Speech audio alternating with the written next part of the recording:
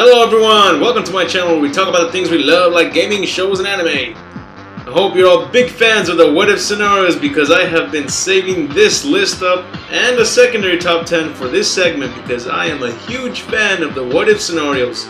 That's probably why I love the Dragon Ball Multiverse manga as well. But in case you're not familiar with them, then you will be surprised with what I have to show you. Now, before I begin, I want to give a shout out to Anime IMAM571, Keith Marsh, Sky Trooper, Kershon McPherson, Mia de Medina, Victor Valdez, Unreal Gaming Brotherhood, Eric Parrott Jr., Omega Warrior, DJ Tucker, Diogo Vieira, ETHBK, Gamers123, Nicholas Munoz, and Ashley Widlich. Again, I apologize for if I'm saying these incorrectly, but I thank you all very much for your support and I look forward to reading your comments on these next upcoming videos. As for now, let's begin. Number 10, Faithful Brothers. This is a what-if scenario that is found in Budokai Tenkaichi 2. It is about Raditz when he arrived on Earth. When Raditz first encountered Piccolo, you remember that Piccolo attacks him with his explosive demon wave and it leaves no harm on Raditz? Well, in this scenario, the attack actually injures him pretty badly. So, out of panic, Raditz summons a Cyberman to help him take down Piccolo. But they both fail and the Cyberman then malfunctions and self-destructs on Raditz. The blast does not kill him but instead leaves him unconscious and gets amnesia. When Raditz wakes up, he wanders the earth and reaches Kame House where he meets Goku and the others. Piccolo then arrives and frightens Raditz, and since Piccolo was still a villain, Goku teams up with Raditz to fight Piccolo and they defeat him. Piccolo takes off and Goku helps Raditz train after his recovery. During their training, Piccolo appears looking for revenge and Raditz is still afraid of him, but Goku assures him that he can now defeat him on his own. Goku's soothing words help Raditz gain confidence and fights Piccolo, defeating him. Raditz then proceeds to end Piccolo's life, but Goku tells him to stop and explains to him why he shouldn't kill him. Raditz sees the error of his dark thoughts and lets Piccolo live. This is a long scenario and I wish they made this into a movie because it is long enough to be a DBZ movie, and I recommend those of you that are interested in knowing the rest to play it and find out what happens next. Number 9. Shin Budokai Another Road, the Story Mode. The story mode of Shin Budokai Another Road is an entire what-if scenario about Trunks' future after the events of the Cell Saga. After Trunks has helped recover the world from the destruction of the androids, Dabura and Babidi show up in the World Tournament and, well, just like the Buu Saga, they attempt to unleash Majin Buu. Now, the game's story is very boring when playing it, but if you ignore the gameplay and just stick to the story, it gets interesting because after Majin Buu appears, things get out of control and Trunks goes back to the past to bring reinforcements. Then even the ghosts of those who died in the future appear to their aid, such as Future Pikkon, Future Bardock, and Future Gohan. Babidi uses his magic to bring out villains such as Janemba, Cell, Cooler, and Frieza. An interesting note is that Frieza goes into his 5th transformation. Number 8. Majin Piccolo. In the what-if scenario of Supersonic Warriors 2, Piccolo does not get turned into stone and joins Goku, Gohan, and Vegeta in taking on Babidi.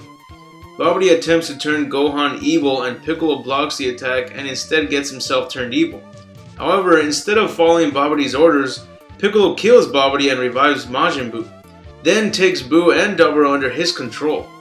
Goku then runs out of time and returns to the other world. Gohan takes on all three and manages to defeat them, but Majin Buu then transforms into Super Buu, and Piccolo actually absorbs Super Buu's powers and announces that he will take over the world. He easily defeats Vegeta, then Gohan and Dende head over to try and bring him back to normal, and Piccolo revives Frieza and Cell, but has them under his control. Vegeta and Gohan, with some support by Dende, kill Frieza and Cell, then luckily snap Piccolo out of it and the heroes return to Kami's lookout. Number 7. A Coldblooded Assassin.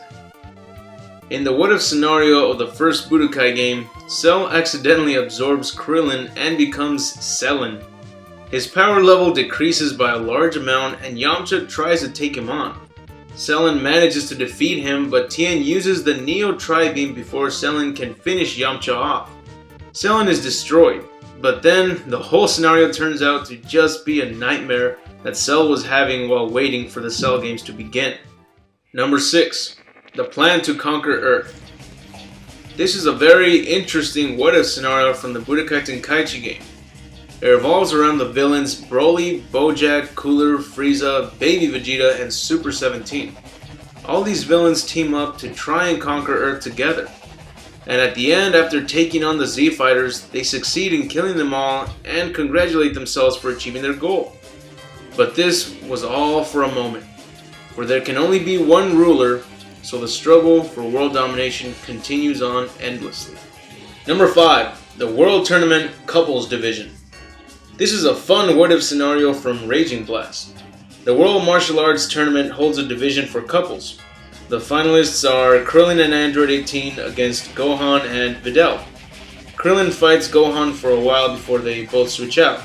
Android 18 then defeats Videl and Gohan. Krillin is glad he proved that they are the best couple, but 18 says that she was just interested in gaining the prize money, to which Krillin is upset by. I feel this should be in an episode of Dragon Ball Super since Gohan is no longer as strong as he used to be, so maybe it would be close to an even fight, don't you think? Number 4. The Student. This is another what-if scenario from Raging Blast, which involves Gohan and Videl again. When Gohan spends more time training with Piccolo instead of training Videl, she decides to become Piccolo's student. Piccolo has a short fight with her first to test her powers and then has her fight Gohan. Videl wins and then asks Piccolo to let her fight Goku and Vegeta. Piccolo is surprised about gaining such a battle-eager student and is shocked she wants to fight Vegeta. Again, I feel that this should be in an episode of Dragon Ball Super since Gohan is no longer training, and if Piccolo does not get an offspring, then it would be quite useful for Videl to be trained by Piccolo and become stronger than before. I hate when they bring up a new member to the Z Fighters and quickly shove them aside to make way for Goku and Vegeta to handle the threat as always. Number 3. Cyberman Fighting for Freedom. This is one of my favorite what-if scenarios from the Tenkaichi TagTeam game, mainly because I clearly did not expect it to happen. After Vegeta and Nappa summon the Cybermen, one of the Cybermen decides to rebel. It joins the Z Fighters to take on the Cybermen, Nappa, and Vegeta because it said it only wanted to live its own life and it was tired of being a pawn. And after a long struggle, we get to the part where Nappa unleashes his killing special on Gohan, but instead of Piccolo jumping in to take the hit, it's the Cyberman that sacrifices itself to save Gohan. It's pretty sad because of what the Cyberman says at the end before it dies. It was an unexpected and emotional end. Number 2. The Revenge of the Saiyans. Here's another badass what-if scenario from Budokai Tenkaichi. The Saiyans are tired of serving Frieza and actually betray him. They decide to start off by going to Namek where Vegeta fights and defeats Zarbon before killing Dodoria. Zarbon has a rematch against Vegeta and goes to his monster form but is still killed. Raditz, a Cyberman, Nappa, and Bardock fight Frieza and wound him. Vegeta then finishes off the tyrant with the Gallic Gun and takes control of the universe. Number 1. This one I had to put down as number 1 for 3 reasons. 1. It was the start of my passion for the what-if scenarios. 2. It made one of my favorite characters be more than just an unstoppable force with anger issues. And 3. It was detailed, intense, and very entertaining from beginning to end. I mean, they gave it a lot of potential. This is how it goes. After Broly fell into Earth, like in Broly's Second Coming, he hits his head just like Goku did as a child and he loses his memory. Then Mr. Satan shows up and comes into his aid. He watches over him and then Mr. Satan is confronted by Android 18 who wants Mr. Satan to pay up or she'll beat him up.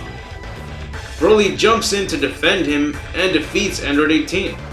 Mr. Satan is very thankful and gets the idea to keep Broly as his disciple and signs him up for the next World Tournament.